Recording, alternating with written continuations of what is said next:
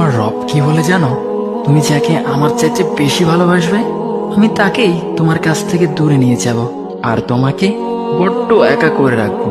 তিনি আরো বলেন, কখনো বলবে না যে তাকে ছাড়া আমি বাঁচবো না, কিন্তু আমি তোমাকে তাকে ছাড়াই বাঁচাবো।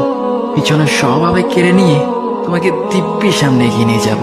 তুমি কি দেখো নি, ঋতুরাও যে 2 মাস পর পর বদলাতে থাকে, ছায়া দেয়া গাছের পাতাও তো শুকিয়ে যায়, আর যখন সবর হারিয়ে ফেলে তখন ঝরে পড়ে।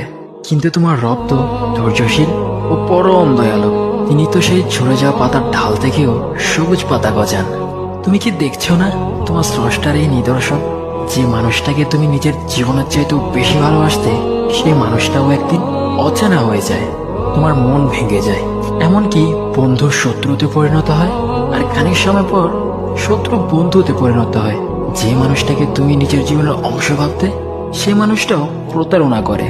বুঝি না, এত কিছু হওয়ার পরেও তুমি তোমার রবকে বাদ দিয়ে সেই মানুষগুলোর উপরেই ভরসা করো, যারা তোমাকে প্রতিনিয়ত কষ্ট দিয়েছে।